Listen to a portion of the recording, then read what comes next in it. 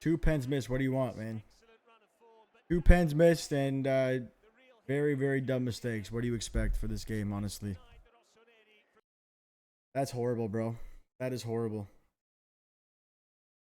Listen, credit where credit's due, man. David De Gea with 2 penalty saves. Listen, it should have been Pulisic taking those penalties. And Theo red card. Theo red card. Oh my god, bro. Theo red card at the end of the game. Are you kidding me? That is the one thing about Theo, bro. I love the passion, I do. But getting a red card now when the game is done, bro, we can't be having that, man. We just can't be having that. The game is over. The game is done. You're not even trying to save anything. The game is done. You already lost. And then you get a red card, bro. That's why, Theo, for me, I like what Fonseca's doing these days with like trying to give the captaincy to different players, and you know what I mean? Like it's not just the highest cap players, but that right there is why Theo for me is not quite captain material there, because I understand the frustrations. You've had a bad game, but like doing that is horrible, bro. That is horrible. And like I said before, man, credit where credit's due to Fiorentina. They played a great game tonight. Obviously, we had our chances to score goals from the penalty spot. We didn't. Like I said before, many times this stream, it should have been Pulisic taking those penalties, and it wasn't. Theo missed the first one. Tammy missed the second one. They weren't the worst pens in the world, but they were great saves by De Gea. They were. They weren't great pens, but they weren't the worst ones I've seen. But De Gea tonight, man, on his head. He was on his head tonight. Stood on his head. He had two pen saves, a great reactionary save against Chukwueze. I had this here like in the 70th minute, something like that. Fantastic stop by De Gea. Both are two most capped defenders on this team right now, which are Tomori and Theo. They both dropped stinkers tonight. They did. They both dropped absolute stinkers tonight, which is so tough to see. And again, this for me makes no sense in my opinion, but you know, Christian Pulisic right now is he's like our Cole Palmer at this point, right? You know what I mean? It's at this point, we're not doing this, but it feels like it's just give him the ball and he'll make something happen, because he does make stuff happen. He scores goals, he assists goals, and tonight, if you have someone that's as in form as Christian Pulisic, why is he not taking the penalties? I don't get that.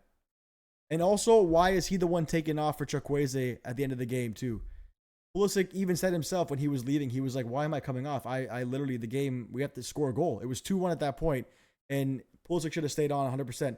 It should have been maybe like Tammy off or Morata off instead, and then move Pulisic more to the middle, and then bring on Chukwueze too if you want. But that for me, I'm not a Fonseca hater. I don't think I'm Fonseca out. I'm just saying those were questionable for me.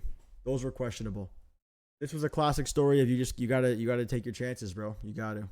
Why did Theo get a red card? He was mouthing off to the referee after the game. After the game was done, he was mouthing off. So I think Fonseca has what'd you say here? I think Fonseca has one or more games to prove himself before he's gone. I don't think so. Nice try for AC Milan. Fonseca needs more time, but I don't think he will be better.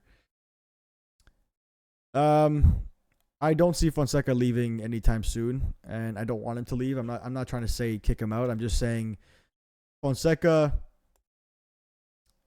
you know, we had a streak going before this game, right? We had won 3 games in a row in the Serie A, which is not nothing. It's a good thing to carry forward into this game. We obviously lost that game against Leverkusen, which we didn't play well, but Fonseca did say that was his favorite performance so far. Fonseca has said himself that we are a long ways away from the way he wants us to play, which I don't know how long he's thinking, how long that really is. But as of right now, I mean, tonight we didn't play, in my opinion, a horrible game tonight. I think I have notes in my notes here too. We had some periods of play where we actually were linking up the ball quite well. We looked like we were a cohesive unit. There was some build-up play that was happening, and it looked a bit better tonight.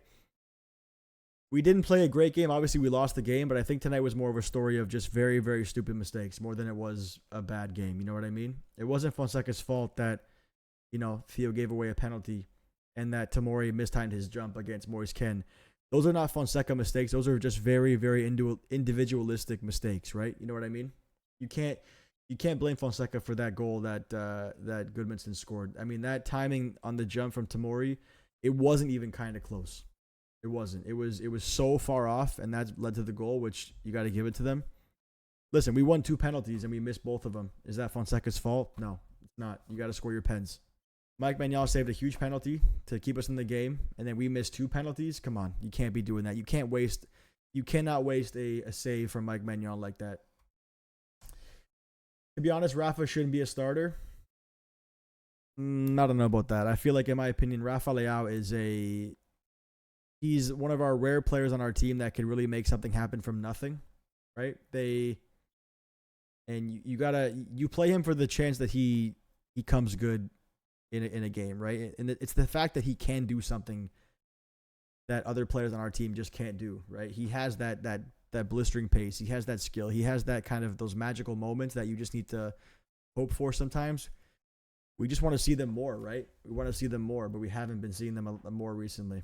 I understand you, but he doesn't do it. He doesn't do it enough. But at the same time, his record in terms of goals and assists is actually pretty high. He has 30-something, I think, goals and assists in the last season and so far. So it's combining last season plus this season, he has 30 goals and assists. That's pretty good, right? The thing is, though, like, we look at Rafa and we expect so much more because we've seen it before. We've seen him during the 2021-22 season where he was our MVP. He was just so much more lively, so much more involved in the play. He had huge games that season, right? He had 3 assists during Sassuolo. You know, just the games like that we haven't seen from him in a while.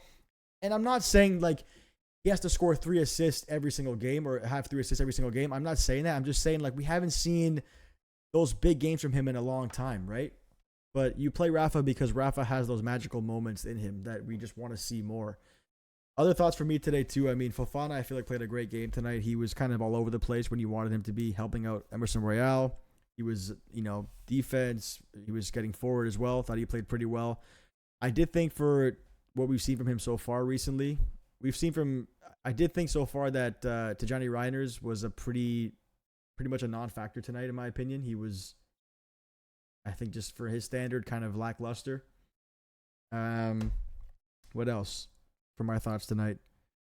I mean, again, Tammy today too didn't get served much, but also just looked very, very shaky in front of goal. Missed a penalty as well. Morata, for me, again, not his best game today too. Just not a great game, but it wasn't horrible. It just, you gotta take your chances, right? That's the story of the game. That's the story of the game today. Just take your chances. You have to. It's not a good game, but it's not the end of the world. We didn't get killed out there. We just made very, very stupid mistakes today. Adley as well today. Yeah, Adley as well. What a phenomenal game from him. He played very well. He is basically Fiorentina's Reinders, right? And that goal he scored today was class. And also class from him for not celebrating too. We love Adley. He loves us. We know that already. And what a great player. In a weird way, even though he scored against us, I am happy for the guy because he deserves to play day in, day out for a club like Fiorentina. I don't understand why we kept Jovic but got rid of Colombo. Yeah, good question also. We should have kept De Ketelaere.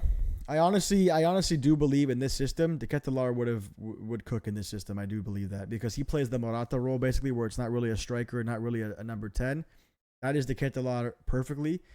And look at our team right now. We really don't have like a replacement for Morata if he goes down. We don't have someone to go in and do that role. I mean, we tried Pulisic kind of. We tried Loftus-Cheek. We've tried Reinders. But no one does that kind of role like Morata does. And also none of them are really as forward-minded as Morata. Morata is still more a striker than a number 10, but he does drop back quite a bit. De Ketelaere is the same way. De Ketelaere is more of a striker, but not really. You know what I'm saying? He's just a very similar profile to Morata, which we don't have right now in the team to replace when Morata goes out. You're saying management? No, I know what you're saying in management too, but at the same time, like listen, this management has not. I get that we miss Maldini. I get that as well, but they've also brought in players like Pulisic and Tijani Reinders, and you know what I mean, players like that have been fantastic for us for a couple seasons now, right? So they've also, you might not care on your end as a fan, but at the same time too, growing the brand and going on the American tours and things like that, and just all the collaborations with the Yankees and like those kind of fashion things, Off-White, like those all are important. You might not think it, chat, but it is important to grow the brand like that. And that is something that Redbird is quite good at compared to our old management. But yes, not to say I don't miss Maldini. Of course I do. Of course I do. Pulisic would have probably scored both pens. You're probably not wrong. But check this out. So just made the video about Milan's loss tonight in the Serie A to Fiorentina. They lost 2-1 and we missed 2 pens. The pens were taken by Theo Hernandez and Tammy Abraham. And then we saw after the game that Milan coach Fonseca came out and said that the pen taker is Pulisic and he's not sure what happened. So the question we're all asking now is, what did happen? Why, if Pulisic is the pen taker, why was he not there and who's at fault? And then I saw this. This was taken after the second pen was called by the referee on the field. I missed this on live, I guess. The ball goes up in the air. Tomori jumps to grab it and then hands the ball to Tammy. But you can see here that Pulisic has his arm up asking for the ball and Tammy shuns him away, like shoves him away and says, I'm going to take it. If this is true and Fonseca did make it clear to the whole team that Pulisic is the guy, well then Tammy and Tomori and even Theo as the captain owe this man and the Milan fans an apology, because what the hell is that? Especially if you're Tammy, because bro, you just got here. Pulisic has been the guy. He's been doing it last year and this year too. You dropped a stinker tonight. You have 1 goal to show for it so far this season and you take the ball away from Christian Pulisic. We're not having that. However, if the team didn't know that, which I find it hard to believe, then it's on Fonseca, because you got to make it clear who the guy is, and the guy right now is so obviously Pulisic. We need some questions answered for sure. Hopefully we find out more later on today or tomorrow. But regardless, let me know your thoughts down below, Milan fans.